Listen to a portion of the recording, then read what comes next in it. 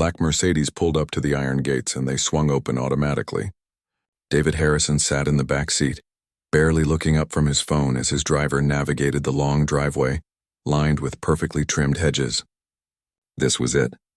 His newest purchase. A sprawling estate in one of Connecticut's most exclusive neighborhoods, complete with 8 bedrooms, a pool, tennis courts, and more square footage than he'd probably ever use. At 35 years old, David had done what most people only dream about. He'd built a tech company from his college dorm room and sold it for more money than he could spend in 3 lifetimes. Now he collected properties the way some people collect stamps. This mansion was property number 7. The car stopped in front of the main entrance, and David finally looked up. The house was impressive, he had to admit. Stone facade, tall columns, windows that seemed to go on forever. It looked like something out of a movie. His real estate agent had assured him it was a steal at $12 million, especially since it came fully staffed. The previous owners had moved to Europe and wanted a quick sale. David stepped out of the car, his Italian leather shoes clicking against the marble steps. The front doors opened before he could reach them, and a woman stood there waiting. She was older, maybe in her early 60s, with silver-streaked dark hair pulled back in a neat bun. She wore a simple uniform and had her hands clasped in front of her. "Mr. Harrison, welcome. I am Rosa Martinez, the housekeeper," she said with a slight accent, her voice warm and respectful. David gave her a quick nod, already walking past her into the grand foyer. "Right. The previous owners mentioned you'd be staying on." "That's fine. I'll need coffee every morning at 6 black, no sugar. I don't eat breakfast, but I'll want lunch ready by 1 o'clock, something light. Dinner at 8 when I'm home, which won't be often. I have a list of dietary preferences I'll email to you." He didn't wait for her response. His eyes were scanning the interior, taking in the crystal chandelier, the sweeping staircase, the artwork on the walls. Everything looked expensive and pristine. Good. That's what he'd paid for. Rosa stood quietly by the door, watching him. "Of course, Mr. Harrison. Would you like me to show you around the house?" "Not necessary. I had the tour when I bought the place." David was already on his phone again, typing out an email. "Just make sure everything stays clean. I can't stand mess. And I value my privacy, so unless I call for you, I'd prefer not to be disturbed." "I understand, sir." David barely registered her response. Over the next hour, he walked through the house on his own, mentally planning which room would be his office, where he'd set up his home gym, which guest rooms he'd renovate first. The place had good bones, but it needed his touch. The previous owners had decorated it like a museum, all antiques and old-world charm. He wanted modern, sleek, minimalist. In the following days, David settled into a routine. He'd wake up at 5:30, find his coffee waiting exactly where he wanted it, work in his office until afternoon, grab the lunch that appeared like magic in the kitchen, then head back to work. Sometimes he'd go into the city for meetings. Sometimes he'd work from home. It didn't matter. The house ran smoothly without him having to think about it. Rosa was always there, but she was like a ghost. He'd hear her moving through the house, see evidence of her work in the perfectly made beds and spotless floors, but they rarely spoke. That's exactly how David liked it. He'd had enough of people trying to get close to him, to befriend him because of his money. Staff should be efficient and invisible. Rosa seemed to understand that. 3 weeks into living at the estate, David decided to throw a dinner party. Not because he particularly enjoyed entertaining, but because he needed to. There were investors he wanted to impress, potential partners for his next venture. A dinner at his mansion would show them he was serious, established, worth their time and money. He called Rosa into his office one afternoon. She appeared within minutes, her expression patient and attentive. "I'm having people over on Saturday night. 8 guests, important business contacts." "I need everything to be perfect," David said, not looking up from his computer screen. "I've hired a catering company from the city. They're supposed to be the best. You'll just need to coordinate with them and make sure the dining room is set up properly." "Of course, Mr. Harrison. What time should we expect the guests?" 7 o'clock. The caterers will arrive at 4 to set up." He finally glanced at her. "This is important, so I need you to stay on top of everything. These people expect excellence, I understand. You can count on me." Saturday arrived, and David spent the morning getting everything else ready. He'd rented additional furniture, hired someone to arrange flowers throughout the house, even brought in a pianist to play background music. Everything had to create the right impression. At 3:30, David's phone rang. It was the catering company. "Mr. Harrison, I'm so sorry, but we've had an emergency. Our head chef was in a car accident this morning, and half our staff called in sick. We've been trying to find replacements, but with such short notice, it's impossible. We're going to have to cancel." David felt his blood pressure spike. "Cancel? You can't cancel. I have 8 people coming in 3 hours. We're truly sorry, sir. Of course, there will be no charge, and we'd like to offer you a 50% discount on any future event." "I don't want a discount. I want dinner for 8 people tonight." But the line had already gone dead. David stood in his office, gripping his phone so hard his knuckles turned white. This couldn't be happening. He'd already confirmed with all his guests. These were people who could make or break his next business deal. He couldn't just serve them pizza or call for Chinese takeout. He stormed through the house looking for Rosa. He found her in the dining room, arranging the table settings with careful precision. "We have a problem," he snapped. The caterers canceled. Some excuse about their chef and sick staff. "These people are coming in less than 3 hours and I have nothing to serve them." Rosa looked at him calmly, not seeming nearly as panicked as he felt. "I see, that is unfortunate." "Unfortunate?" "It's a disaster!" David ran his hand through his hair. "I can't believe this is happening. Do you know any other catering companies? Anyone who could pull this off on short notice?" Rosa was quiet for a moment, thinking. "Mr. Harrison, perhaps I could prepare the dinner?"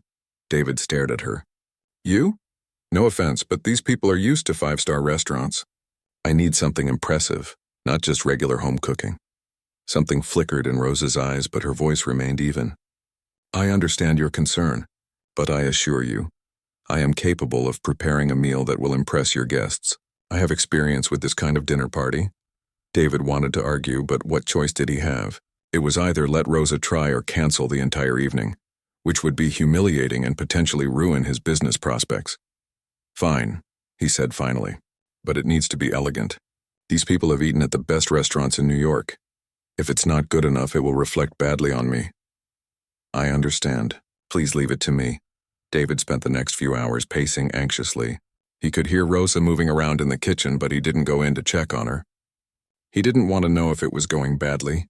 Instead, he tried to come up with backup plans, backup excuses, anything that might save the evening if dinner turned out to be a disaster. At 6:30, he finally went to check the dining room. What he saw made him stop in his tracks. The table was set beautifully with candles, fresh flowers, and elegant place settings. But more than that, there were appetizers arranged on silver platters looking like something from a magazine. They were artistic, sophisticated, nothing like what he'd expected. Rosa appeared from the kitchen, still calm and composed. "The first course will be ready shortly after your guests arrive. Mr. Harrison, everything is on schedule." David wanted to ask her what she was making, how she'd pulled this together so quickly. But his doorbell rang. His guests were arriving. The evening that followed was unlike anything David had expected. Course after course appeared from the kitchen, each one more impressive than the last. There was a delicate soup with herbs he couldn't identify, a salad with flavors that somehow worked perfectly together, a main course that had his guests asking for seconds, and a dessert that actually made one of the investors close his eyes and smile. "David, this is incredible," one of the men said. "Where did you find this caterer? I need their number." David forced a smile, uncomfortable with taking credit but not sure what else to say. "They're exclusive. Very hard to book." As the evening wound down and his guests left, each one praising the meal and the evening, David stood in the now empty dining room feeling something he hadn't felt in a long time. He felt small. It was almost midnight when he found Rosa in the kitchen, wiping down the counters. She looked tired but satisfied with her work. David struggled to find words. "That was really impressive." "I don't know how you did it." Rosa smiled softly. "Thank you, Mr. Harrison. I'm glad your dinner was successful." For the first time since moving into the house, David really looked at her. Really saw her as more than just staff, more than just someone who worked for him. "Where did you learn to cook like that?" he asked. Rosa paused in her cleaning, and something in her expression changed. It wasn't pride exactly, but there was a story there David could tell, a story he'd never bothered to ask about. 3 weeks had passed since Michael moved into the estate, and if anything, he had become even more absorbed in his own world.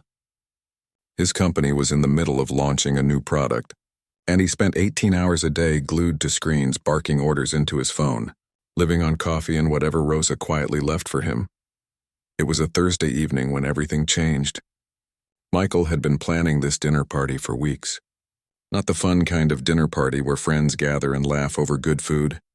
This was business. Pure calculated business. 5 potential investors were coming to the house, people with deep pockets and the power to take his company to the next level. Everything had to be perfect. Everything had to scream success. He had hired one of the most exclusive catering companies in the state. They cost more than most people's monthly salary, but Michael didn't care. This dinner could mean millions, maybe billions. The caterers were supposed to arrive at 3 in the afternoon to set up. The guests were coming at 7. It was all planned down to the minute. At 2:30, Michael's phone rang. He was in his office reviewing his presentation for the 100th time, making sure every slide was perfect. He didn't recognize the number, but something made him answer. "Mr. Harrison? This is Jennifer from Prestige Catering." The woman's voice was tight with stress. "I'm calling with some terrible news. Our head chef was in a car accident this morning.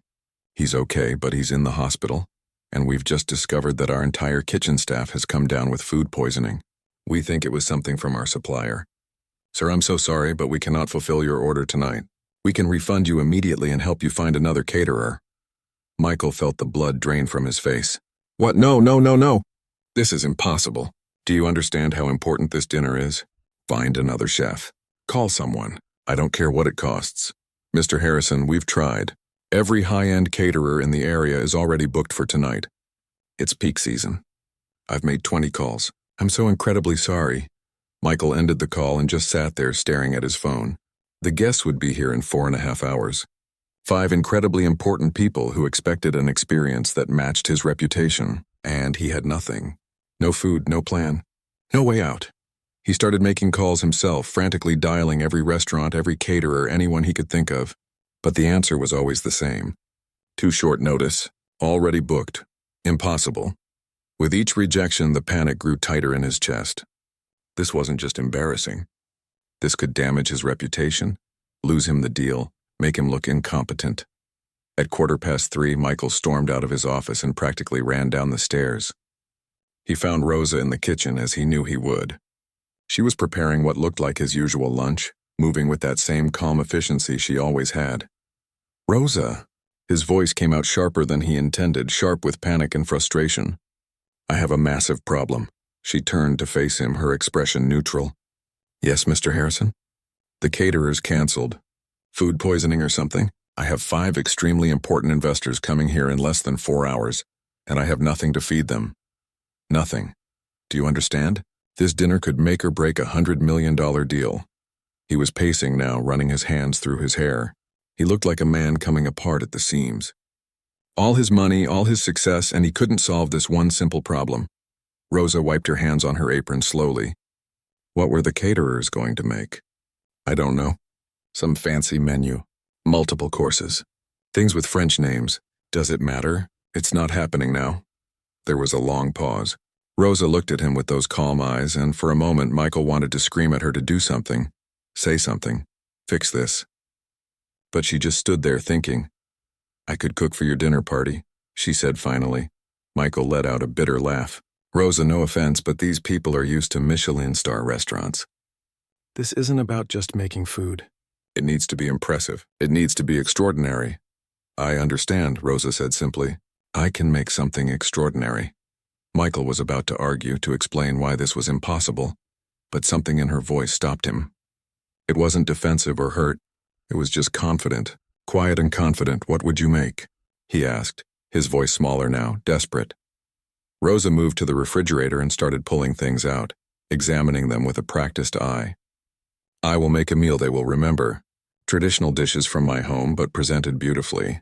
Real food, not pretentious food. Food with soul." "These people expect fancy," Michael insisted. "These people are tired of fancy," Rosa replied, setting ingredients on the counter. "They eat fancy every day. They go to the same expensive restaurants, order the same impressive dishes. I will give them something different. Something true." Michael realized he had no choice, no other options, no backup plan. He was completely at the mercy of his housekeeper. a woman whose cooking he had barely noticed in 3 weeks of eating it. "Fine," he said, the word coming out defeated. "But Rosa, please. This is everything. If this dinner fails—" "It will not fail," Rosa said, and there was something in her voice that made him almost believe her. "Now please let me work. I have much to do." Michael retreated to his office, but he couldn't focus on anything.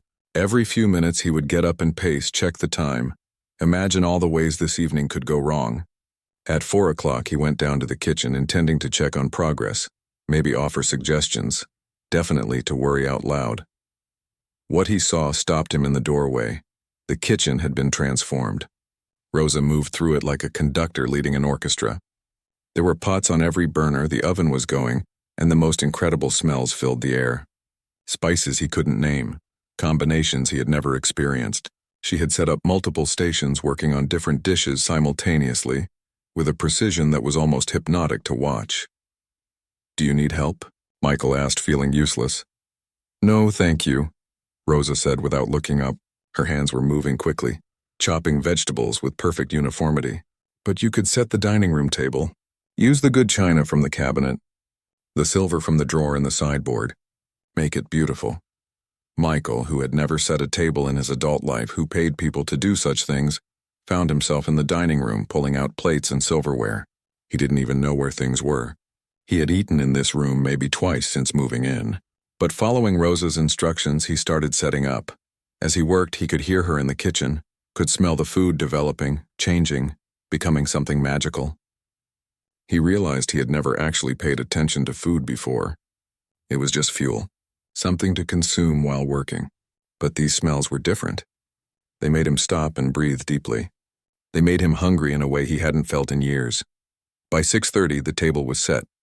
The house looked perfect. Michael had changed into his best suit, and Rosa emerged from the kitchen looking tired but composed. She had changed into a fresh uniform and pulled her hair back neatly. "Everything is ready," she announced. "When your guests arrive and are seated, I will serve the first course. There will be 4 courses total. Each one will be paired with stories you can tell about authentic cuisine." "Stories?" Michael asked, confused. "These are not just dishes, Mr. Harrison. They are history, culture, love made visible. I will tell you what to say." The doorbell rang at exactly 7 o'clock. Michael took a deep breath, put on his business smile, and went to greet his guests. William Chen, the venture capitalist from San Francisco, Patricia Okonkwo, who ran one of the biggest investment firms on the East Coast, David Kim, known for turning companies into billion-dollar enterprises, Rachel Goldstein, whose name alone opened doors across the industry, and Thomas Anderson, the eldest of the group, a legend in the tech investment world. They entered with the air of people used to being impressed, people who had seen everything and were rarely surprised. Michael led them to the living room for drinks, making small talk, his stomach tight with anxiety. They asked about the house, complimented his taste, made the kind of polite conversation that means nothing and everything in business. When he led them to the dining room, he saw their expressions shift slightly. The table was beautiful, yes, but it wasn't the over-the-top display they probably expected. It was elegant but warm, personal somehow. "I hope you're all hungry," Michael said, gesturing for them to sit. "I have something special planned for tonight." They settled into their chairs and Rosa appeared with the first course. Simple white bowls containing what looked like a soup, garnished with fresh herbs and a drizzle of cream. She set them down silently and disappeared back to the kitchen. Patricia picked up her spoon, exchanging glances with the others. They were clearly wondering what they were about to experience. This didn't look like the meal from an expensive caterer. It looked almost homemade. The first taste changed everything. William closed his eyes. "Oh my God, what is this?" Rachel asked, taking another spoonful immediately. Michael, who had taken his own first bite, was equally stunned. The soup was unlike anything he had ever tasted, rich and complex, with layers of flavor that unfolded as you ate it. It was somehow both comforting and sophisticated, familiar and exotic. He remembered Rosa's words about stories. "This is a traditional Mexican pozole," he said, hoping he was getting it right. "It's a dish that goes back centuries, usually reserved for special celebrations. The depth of flavor comes from hours of slow cooking." "It's incredible," Thomas said, a man who rarely gave compliments. "Where did you find this caterer?" Michael opened his mouth, then closed it. He didn't know what to say. Michael sat there with his spoon halfway to his mouth, frozen by Thomas's question. Where did you find this caterer? The truth sat on his tongue like a stone. His housekeeper made it. The woman he barely acknowledged, who he treated like a piece of furniture, had created this incredible dish, but admitting that felt somehow wrong, like it would diminish what they were experiencing.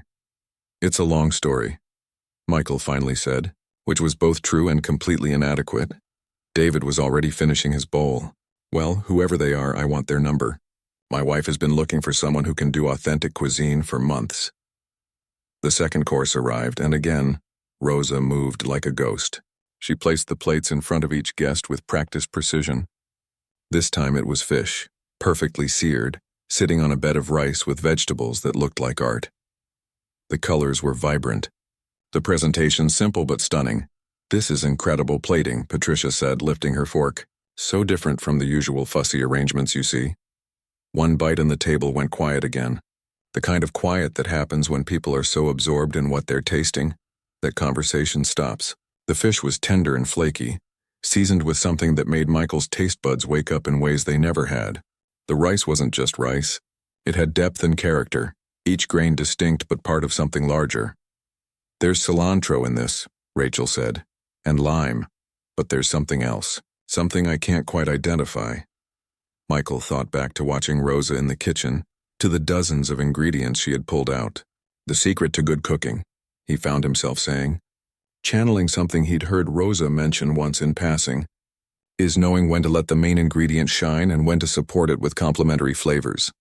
Where had that come from? He barely recognized himself, talking about food like it mattered, like it was more than just something to consume while checking emails.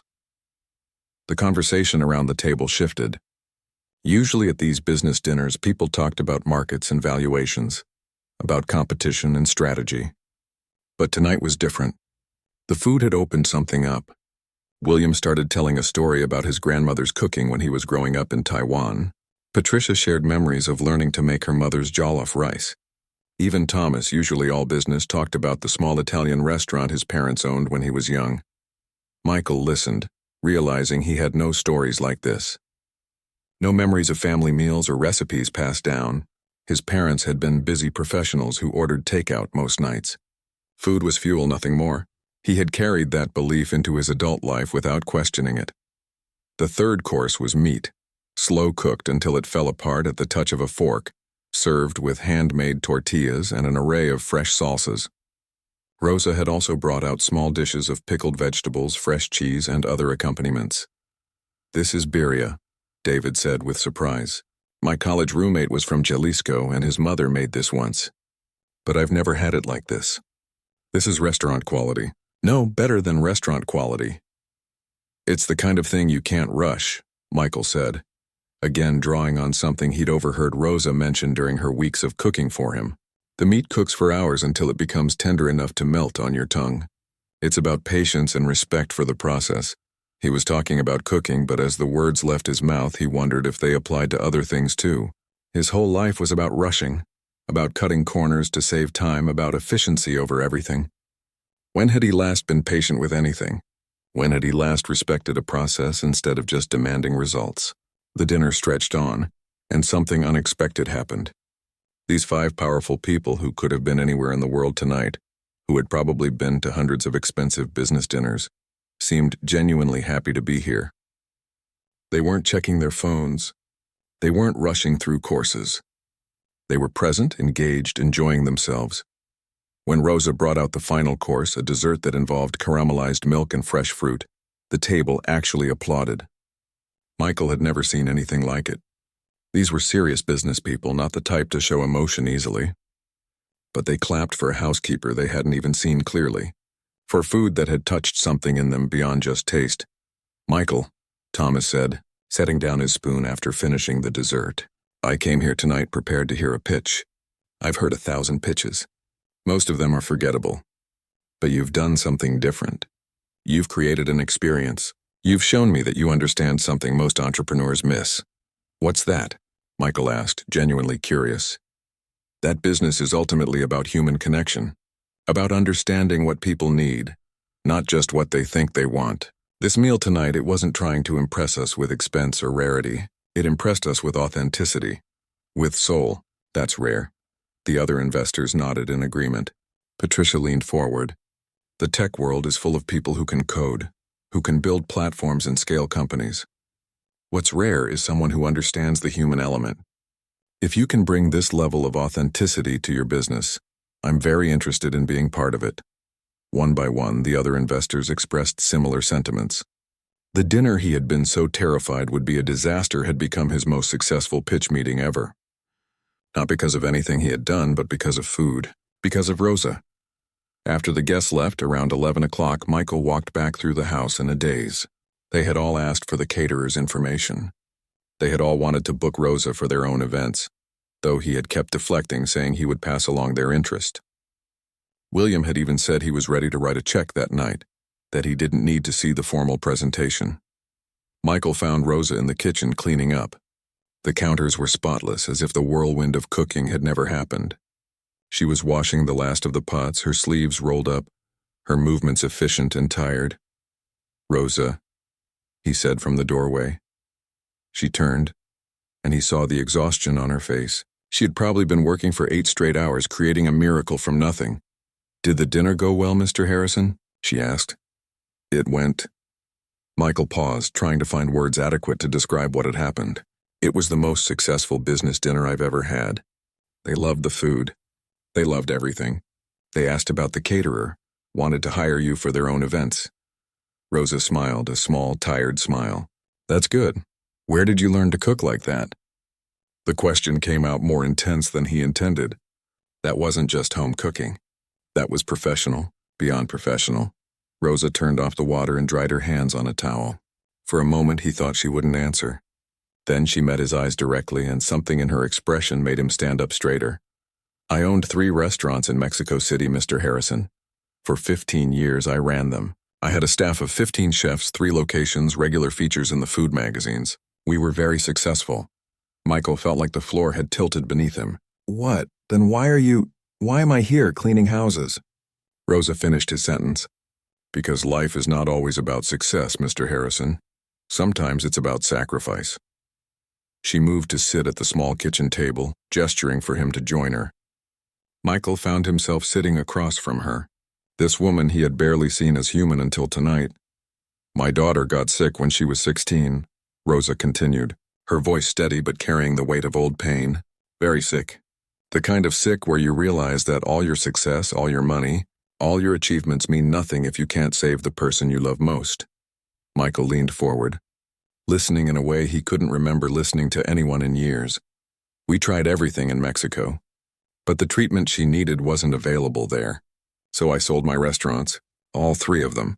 I used that money to come to America, to get her into a program at Johns Hopkins. I had no papers to work legally in the field I knew, so I took whatever job I could find. The Thompsons hired me 22 years ago, and they were kind enough not to ask too many questions." "Your daughter," Michael said quietly. "Did she lived for 10 more years. Good years. Years where she went to school, made friends, fell in love, experienced life. She died 5 years ago peacefully, surrounded by people who loved her." Rosa's eyes were bright but not crying. "Those 10 years cost me everything I had built, and I would pay that price again 1,000 times." The kitchen was silent except for the quiet hum of the refrigerator. Michael felt something cracking open inside his chest, something that had been locked tight for so long he had forgotten it was there. "I'm sorry," he whispered. "I'm so sorry. And I'm sorry for how I've treated you. I didn't see you. I didn't even try to see you." Rosa reached across the table and patted his hand, a gesture so simple and kind that Michael felt his eyes burning. "You are not the first person to look at a maid and see only a maid, Mr. Harrison. Most people see what they expect to see, nothing more." "But you saved me tonight," Michael said. "You didn't have to. I've been nothing but rude and dismissive. You could have let me fail." "Why did you help me?" Rosa stood up, moving back to the counter to finish wiping it down. "Because that's not who I am. My worth is not determined by how others treat me. It's determined by who I choose to be, regardless of circumstances." Michael sat there at the kitchen table watching her clean, and for the first time in years, maybe in his life, He felt truly humbled. This woman had lost everything and yet had more dignity, more grace, more genuine strength than anyone he knew. She had been here all along, invisible in his expensive house, carrying a lifetime of wisdom he had been too blind to notice. Michael didn't sleep that night. He lay in his enormous bed staring at the ceiling, replaying the conversation with Rosa over and over in his mind. Every word she had said felt like a mirror held up to his life, and he didn't like what he saw reflected back. He had built an empire. He had money, success, property, everything the world told him to want. But what had he sacrificed to get it? Not things that mattered like Rosa had. He had sacrificed connection. He had sacrificed depth. He had sacrificed the very humanity that made life worth living. And for what? So he could sit alone in a big house eating meals he didn't taste, working on deals that would just lead to more deals? When dawn broke, Michael was already up. He showered, dressed, and went downstairs to find Rosa in the kitchen as always, preparing his morning coffee. But this time everything looked different. He saw the care she put into even this simple task, the way she measured the grounds precisely, the way she set out a small plate with fresh fruit cut perfectly, details he had never noticed before. "Good morning, Mr. Harrison," she said, just like every other morning. "Rosa, can we talk?" Michael pulled out a chair at the kitchen table. "Please, sit with me." She looked surprised but set down the coffee pot and sat across from him. Her hands folded in her lap, that same calm expression on her face. "I've been thinking all night about what you said," Michael began, "about worth not being determined by how others treat you, about choosing who you want to be regardless of circumstances. I realized something. I've spent my whole adult life building this image of success, but I have no idea who I actually am underneath it all." Rosa listened without interrupting, giving him the gift of her full attention. "I want to understand," Michael continued. "How do you do it? How do you maintain that dignity, that sense of self after losing everything?" Rosa was quiet for a moment, considering her answer carefully. "Mr. Harrison, I didn't lose everything. That's where people make a mistake. They think success is measured in businesses and money and titles. But those are just things. They come and go. What cannot be taken from you is who you are in here." She placed her hand over her heart. "My daughter taught me that in her last years. She had no money, no career, no future in the way the world measures it. But she had love. She had gratitude. She had the ability to find joy in a sunny day or a good book or a conversation with a friend. But you gave up your restaurants," Michael said. "Your life's work." "No," Rosa corrected gently. "My life's work wasn't the restaurants. The restaurants were just buildings, just businesses. My life's work was love. Caring for my daughter, making food that brought people joy, creating beauty where I could. That work continues, just in different forms." Michael felt something shift in his chest. "I don't think I know how to do that. How to find meaning beyond achievement." "Then perhaps it's time to learn," Rosa said simply. "And the first step is to see, really see, the world around you, the people in it. When was the last time you looked at those gardens outside and really saw them? When was the last time you had a conversation with someone where you weren't thinking about business?" Michael realized he couldn't remember. Maybe years. Maybe ever. Over the following days, something changed in that house. Michael started getting up earlier, joining Rosa for coffee before she began her day. They talked. Real conversations about life, about loss, about what matters. She told him stories about her restaurants, about her daughter, about coming to America with nothing but hope and determination. He found himself sharing things he had never told anyone. His fears, his loneliness, the nagging feeling that no amount of success ever felt like enough. Rosa listened to it all without judgment, occasionally offering a perspective that would stop him in his tracks. "You know what your problem is, Mr. Harrison?" she said one morning. "You think you have to earn your worth. Every deal, every success, it's like you're trying to prove something. But worth isn't something you earn. It's something you already have just by being human. The question is whether you choose to honor it, in yourself and in others." Michael started noticing things he had been blind to before. The way Rosa cared for the house wasn't just about cleaning. It was about respect, about treating even inanimate things with consideration. The way she tended the gardens, talking softly to the plants as she watered them. The way she prepared meals like each one was a gift, not just a task to complete. He began asking questions. About cooking, about gardening, about life in Mexico, about everything. Rosa answered patiently, sometimes teaching him small things. How to properly taste food, paying attention to each flavor, how to tell when a plant needs water just by looking at it, how to find satisfaction in doing something well regardless of who notices. One afternoon, Michael made a decision. He called his assistant and cleared his schedule for the day. Then he found Rosa in the garden. "Teach me," he said. "Teach you what, Mr. Harrison?" "Everything. I want to learn how to cook, how to take care of this house properly, how to garden. I've been living here like a guest in my own life. I want to learn how to actually live." Rosa studied him for a long moment, and he wondered if she would refuse. But then she smiled, a real smile that reached her eyes. "Okay, we start in the kitchen." The next few weeks were unlike anything Michael had ever experienced. Rosa taught him to cook, starting with basics: how to properly cut an onion, how to taste as you go, adjusting seasonings, how to be patient with slow-cooking dishes, resisting the urge to rush. He burned things. He oversalted things. He made mistakes that would have sent the old Michael into a rage. But Rosa just calmly helped him understand what went wrong and how to fix it.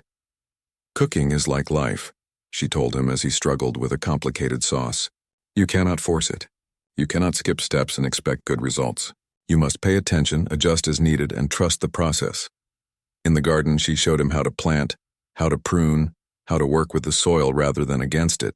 Michael, who hadn't done physical labor in years, found himself sweating in the sun, dirt under his fingernails, completely absorbed in the simple act of helping things grow. "In Mexico, we say that a garden teaches you about time," Rosa said as they worked together. "You plant seeds and you must wait. You cannot make them grow faster by worrying or working harder. You do your part, provide what they need, and then you wait. This is hard for people like you to learn." "People like me?" Michael asked, sitting back on his heels. "People who think everything can be controlled, optimized, rushed. The garden says no. It grows at its own pace. You must adapt to it, not the other way around." Michael started eating meals at the kitchen table instead of at his desk. He began taking walks around the property, really looking at things. He called his investors and business partners and had conversations that weren't just about transactions. He asked about their families, their lives, their interests beyond work. Some of them seemed shocked. Others opened up in ways that surprised him. One evening, about a month after the dinner party, Michael was helping Rosa prepare dinner. Just dinner for the two of them, nothing fancy. He was chopping vegetables while she prepared the main dish, working in comfortable silence. "Rosa," he said suddenly, "that night of the dinner party you saved my business deal. Those investors are moving forward because of you, because of what you created. You should benefit from that." Rosa looked up from her work. "I was doing my job, Mr. Harrison." "No," Michael said firmly. "You went far beyond your job, and I want to do something for you." "What do you want? A raise, a bonus? I could help you start a restaurant again, help you get your papers sorted out properly. Whatever you need." Rosa set down her knife and turned to face him fully. "Mr. Harrison, if you want to do something for me, then learn the lessons I'm trying to teach you. Don't go back to the man you were before. Don't let this moment of awareness fade away as you get busy again. That would be the real gift." "I'm not going back," Michael said, and he meant it. "But Rosa, please, let me help you somehow. You've given me so much." She was quiet for a long moment, then nodded slowly. "There is something. The program that saved my daughter, at Johns Hopkins. They help children from families who cannot afford treatment. If you wanted to make a donation in my daughter's name, that would mean something to me." "Consider it done," Michael said immediately. "But I want to do more than just write a check. I want to create something lasting. A foundation maybe, or a scholarship program. Will you help me design it? Your experience, your perspective, it's invaluable." Rosa's eyes became shiny with tears, but she was smiling. "You're learning, Mr. Harrison. You're finally learning." "Michael," he said. "Please call me Michael. Mr. Harrison is what people call someone they don't really know." That night, after dinner was finished and cleaned up, Michael sat in his office, but he wasn't working. He was writing. Ideas for the foundation, yes, but also thoughts about his company, about how he wanted to do business differently, about treating employees like humans instead of resources, about building a culture where people mattered as much as profits. He realized that Rosa had been right about everything. His worth wasn't in his bank account or his success. It was in his choices, in how he treated people, in whether he lived with consciousness and care or just sleepwalked through an expensive life. For the first time in years, Michael felt awake. Really awake. And it was terrifying and exciting and completely unexpected, all because a woman he had dismissed as invisible had the courage and kindness to show him what he had been missing. 6 months had passed since that life-changing dinner party, and the house no longer felt like a museum. It felt like a home. Michael had transformed more than just his living space. He had transformed himself, though the journey was far from over. The foundation was real now, not just an idea. The Martinez Foundation for Children's Medical Access had officially launched 3 months ago, with Rosa as a board member and advisor. Michael had been shocked when she agreed to take such a visible role, but she explained that her daughter would have wanted her to help others in the same situation. She always said her illness was a chance to do something meaningful. Rosa told him during one of their morning coffee talks that had become ritual. If her story can help save other children, then her suffering had purpose. They had already helped 12 families, covering medical expenses and connecting them with top specialists. Michael attended every board meeting, listened to every family's story, and found himself crying more than once. The old Michael would have been embarrassed by such emotion. The new Michael understood that tears were just proof you still had a heart that could feel. But the foundation was only part of the change. Michael's company had noticed the shift in their CEO. He had implemented new policies, things that made his board nervous but felt right to him. Mandatory time off, mental health days, a profit-sharing program that extended to every employee, not just executives, parent leave that actually supported families, a company culture that valued life balance, not just productivity. "You're going to lose your competitive edge," one of his board members warned. "No," Michael replied calmly. "We're going to become the kind of company that actually deserves good people." There's a difference between competitive and cruel. Some investors had been skeptical. A few had even pulled out, uncomfortable with his new approach. But others, including the ones from that dinner party, had doubled down on their support. They saw something different in Michael now. A depth that had been missing before. And surprisingly, the company's performance had improved. Turns out people work better when they're treated like humans instead of machines. Michael's personal life had changed too. He had started volunteering at a community kitchen every Tuesday evening, cooking meals for people experiencing homelessness. Rosa had introduced him to the program, and at first he felt awkward and out of place. But the director, a woman named Helen who had been doing this work for 20 years, welcomed him without judgment. "Everyone has something to contribute," Helen told him on his first night. "Your fancy business skills don't matter here. What matters is whether you can chop onions and treat people with dignity." He learned both, and in the process he met people whose stories humbled him, veterans who had lost everything, families one paycheck away from disaster, people with brilliant minds and broken bodies, or broken minds and strong bodies, all of them struggling in a world that had forgotten them. One evening, a man named Robert, who came in regularly for meals, asked Michael what he did for a living. "I run a tech company," Michael answered, expecting the usual response, some mixture of awe or resentment. But Robert just nodded. "That's nice. You any good at it?" "I'm trying to be better at it," Michael said honestly. "I'm learning that being good at business means more than just making money." "Smart man," Robert said. And somehow that simple affirmation from a homeless veteran meant more to Michael than any business award he had ever received. Back at the house, Michael and Rosa had fallen into a comfortable rhythm. They cooked together most evenings now, experimenting with different cuisines, sharing stories while they worked. The kitchen had become the heart of the home, filled with laughter and conversation and the smells of good food. Michael had also started inviting people over. Real invitations, not business dinners. His employees, some people from the community kitchen, the families from the foundation, mixed groups that would never normally interact. Rosa always helped him prepare, teaching him to see entertaining not as a performance but as an act of generosity. "When you invite someone into your home," she explained, "you're saying, 'I see you. You matter. You're worth my time and effort.' That's the real gift, not the fancy food or expensive wine." One Saturday afternoon, Michael was in the garden planting bulbs for the spring when his phone rang. It was Thomas Anderson, the legendary investor from the dinner party. "Michael, I'm calling with an interesting proposition," Thomas said. "I'm retiring next year, and I'm looking for someone to take over my mentorship program for young entrepreneurs. People keep suggesting candidates, but after that dinner at your house, I can't stop thinking you'd be perfect for it." "Me?" Michael was genuinely surprised. "Thomas, I'm still figuring things out myself. I don't feel qualified to mentor anyone." "That's exactly why you're qualified," Thomas replied. "You understand that success isn't just about the numbers. You get the human element. That's rare, Michael, and it's what the next generation needs to learn." Michael agreed to think about it. That evening, he discussed it with Rosa over dinner. "What do you think?" he asked. "Should I do it?" Rosa smiled. "What does your heart say?" "My heart says yes. But my head worries I'll mess it up, that I don't have enough wisdom to share." "Michael, wisdom isn't about having all the answers. It's about being willing to ask the right questions and learn from your mistakes. You've learned more in 6 months than some people learn in a lifetime. And more importantly, you're still learning. You haven't decided you've arrived. That humility, that openness, that's what makes a good teacher." He called Thomas the next day and accepted. The mentorship program started 2 months later. Michael met with 6 young entrepreneurs, all brilliant, all driven, all making the same mistakes he had made. They were so focused on success that they couldn't see the cost of how they were achieving it. In his first session, Michael didn't talk about business strategies or growth hacking or any of the things they expected.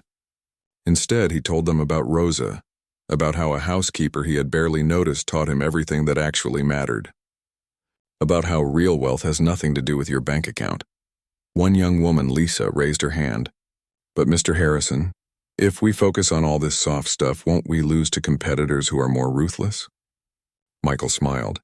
"I used to think the same thing. But here's what I've learned. Companies built only on ruthlessness are fragile. They're held together by fear and pressure. The moment things get tough, they crack. But companies built on genuine care, on seeing employees as whole humans, on values that go beyond profit, those companies have a foundation that can weather anything. Plus, and this is important, what's the point of building a successful company if you're miserable and everyone around you is miserable?" Over the following months, Michael watched these young entrepreneurs start to shift, just as he had. Some of them resisted at first, but others immediately grasped what he was trying to teach them. He brought Rosa to one of the sessions, and she spoke about her journey, about loss and resilience and choosing dignity over bitterness. There wasn't a dry eye in the room. One evening, almost a year after that dinner party that changed everything, Michael and Rosa were sitting on the back porch watching the sunset. They did this often now, just sitting quietly together enjoying the peace. "Rosa, can I ask you something?" Michael said. "Of course, then why did you stay? After I was so rude to you at the beginning, why didn't you just quit and find a better employer?" Rosa was quiet for a moment, watching the orange and pink sky. "I saw something in you, Michael. Under all that anger and ambition and loneliness, I saw a good heart that had gotten buried. I thought maybe if the right moment came, that heart might wake up. I'm glad I was right.